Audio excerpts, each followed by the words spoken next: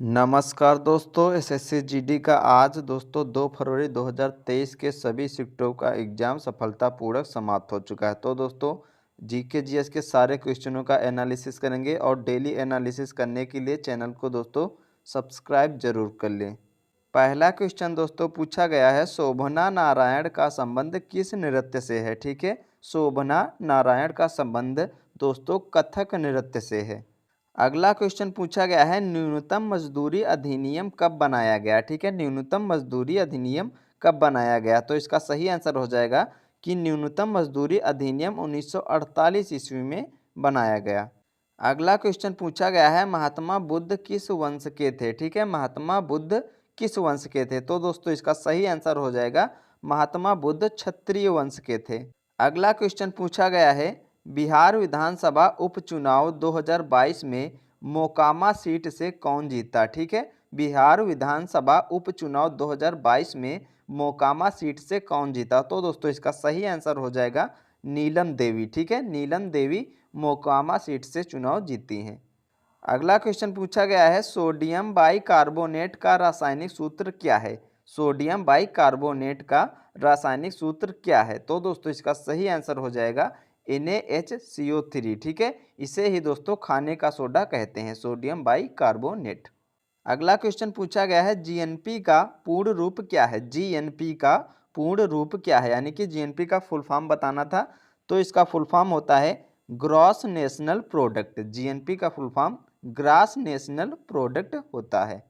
अगला क्वेश्चन पूछा गया है, भारत ने दूसरी बार एशियन गेम्स की मेजबानी कब की थी। ठीक है, भारत ने दूसरी बार एशियन गेम्स की मेजबानी कब की थी। तो दोस्तों भारत ने दूसरी बार 1982 में एशियन गेम्स की मेजबानी की थी और पहली बार 1951 में मेजबानी की थी। ठीक है दोस्तों। अगला क्वेश्चन पूछा गया है, सागा दावा फेस्टिवल सिक्किम में कौन से धर्म के लोग मनाते हैं। ठीक है, पहला दोस्तों यहीं से क्लियर होता है कि सागा दावा फेस्टिवल सिक्किम में मनाया जाता है और कौन से धर्म के लोग मनाते हैं। तो इसका सही आंसर हो जाएगा बौद्ध धर्म के लोग सागा दावा फेस्टिवल सिक्किम में मनाते हैं।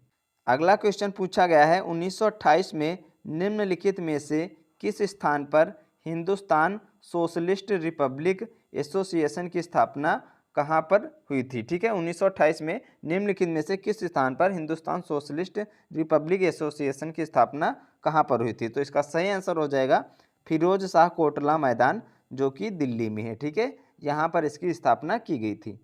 अगला क्वेश्चन पूछा गया है, 2011 जनगणना के अनुसार किस राज्य के महिलाओं की साक्षरता दर सबसे कम है। ठीक है दोस्तों, 2011 जनगणना के अनुसार किस राज्य की महिलाओं की साक्षरता दर सबसे कम है। तो दोस्तों इसका सही आंसर हो जाएगा बिहार। ठीक है, 51.05% है बिहार की सबसे कम है और सबसे ज्यादा पूछे तो केरल की। ठीक है दोस्तों, और आपको बता दें कि 2011 की जनगणना के दोस्तों सारे शिफ्टों में, हर एक शिफ्टों में क्वेश्चन एक ना एक जरूर पूछा जा रहा है। जिनका भी एग्जाम अभी बाकी है वो दोस्तों 2011 की जनगणना के सारे क्वेश्चन क्लियर करके जाएंगे।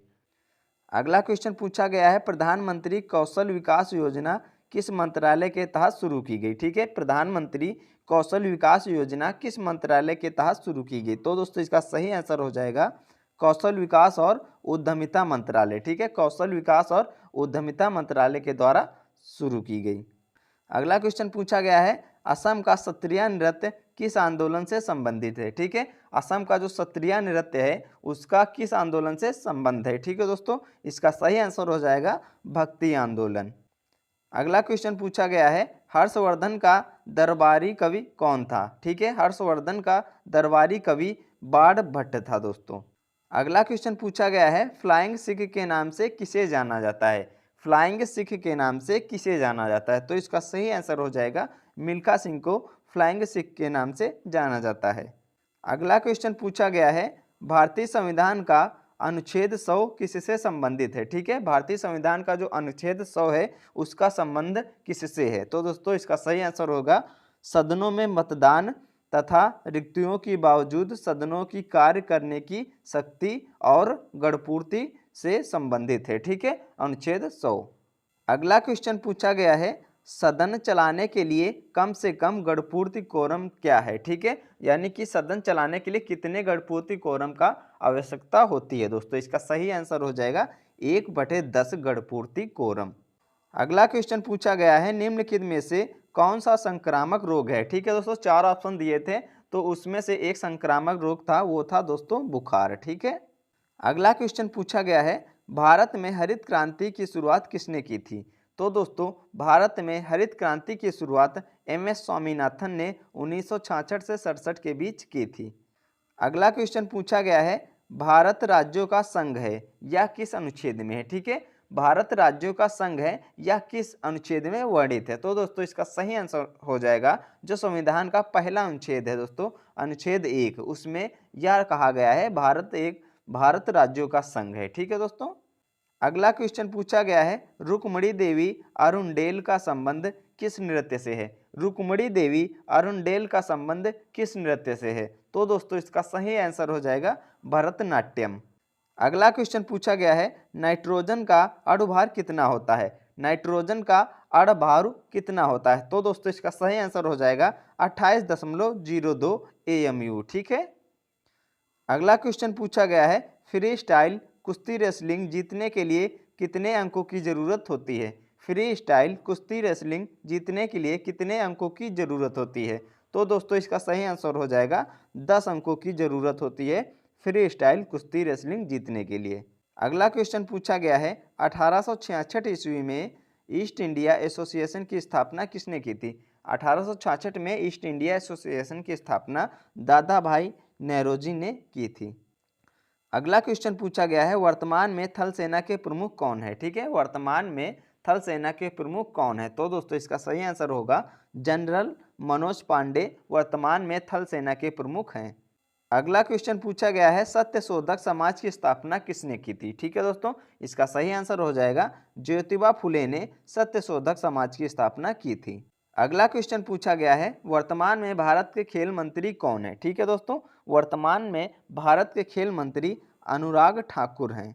अगला क्वेश्चन पूछा गया है, सीवी चंद्रशेखर का संबंध किस नृत्य से है, ठीक है। सीवी चंद्रशेखर का संबंध किस नृत्य से है। तो दोस्तों इसका सही आंसर हो जाएगा भरतनाट्यम नृत्य से। अगला क्वेश्चन पूछा गया है, प्रच्छन्न बेरोजगारी किस क्षेत्र में देखने को मिलती है। प्रच्छन्न बेरोजगारी किस क्षेत्र में देखने को मिलती है। तो दोस्तों इसका सही आंसर होगा कृषि और ग्रामीण क्षेत्रों में प्रच्छन्न बेरोजगारी देखने को मिलती है। अगला क्वेश्चन पूछा गया है, पैरा शीतकालीन ओलंपिक 2022 में सबसे ज़्यादा पदक किस देश ने जीते थे। तो दोस्तों इसका सही आंसर हो जाएगा चीन, ठीक है। चीन ने पैरा शीतकालीन ओलंपिक 2022 में सबसे ज़्यादा पदक जीते थे। और दोस्तों पैरा शीतकालीन ओलंपिक 2022 का आयोजन अगर पूछे कहाँ हुआ था तो दोस्तों यह बीजिंग में हुआ था, ठीक है। बीजिंग चीन की राजधानी है। अगला क्वेश्चन पूछा गया है, क्रिकेट की पिच की लंबाई कितनी होती है। तो दोस्तों इसका सही आंसर हो जाएगा क्रिकेट की पिच की लंबाई 22 गज होती है। अगला क्वेश्चन पूछा गया है, अर्थशास्त्र के रचयिता कौन है, ठीक है। अर्थशास्त्र के रचयिता कौन है। तो दोस्तों चाणक्य जो हैं ये अर्थशास्त्र के रचयिता हैं। अगला क्वेश्चन पूछा गया है, लाल लिटमस पेपर को कौन नीला कर देता है, ठीक है। लाल लिटमस पेपर को कौन नीला कर देता है। तो दोस्तों जो क्षार होते हैं वो लाल लिटमस पेपर को नीला कर देते हैं, ठीक है। और अम्ल होते हैं वो हरे लिटमस पेपर को लाल कर देते हैं। अगला क्वेश्चन पूछा गया है, चूना संगमरमर का रासायनिक सूत्र क्या है, ठीक है। चूना और उसे ही कहते हैं संगमरमर, ठीक है दोस्तों। इसका रासायनिक सूत्र क्या है। तो दोस्तों CaCO3 चूना या संगमरमर का रासायनिक सूत्र है। अगला क्वेश्चन पूछा गया है, इनमें से कौन सा अप्रत्यक्ष कर है, ठीक है। इनमें से कौन सा अप्रत्यक्ष कर है। तो दोस्तों 4 ऑप्शन दिए गए थे टैक्स के, तो उसमें GST जो है ये अप्रत्यक्ष कर था, ठीक है दोस्तों। सही आंसर हो जाएगा GST अप्रत्यक्ष कर है। अगला क्वेश्चन पूछा गया है, भागीरथी और अलकनंदा नदी किस जगह पर गंगा नदी से मिलती हैं, ठीक है। भागीरथी और अलकनंदा नदी किस जगह पर गंगा नदी से मिलती हैं। तो दोस्तों इसका सही आंसर हो जाएगा देवप्रयाग जो कि उत्तराखंड में है। यहाँ पर दोस्तों भागीरथी और अलकनंदा नदी गंगा नदी से मिलती हैं, ठीक है दोस्तों। तो डेली दोस्तों एनालिसिस करने के लिए एसएससी जीडी का हर शिफ्ट का दोस्तों चैनल को सब्सक्राइब जरूर कर लें। मिलते हैं नेक्स्ट वीडियो में, तब तक के लिए धन्यवाद।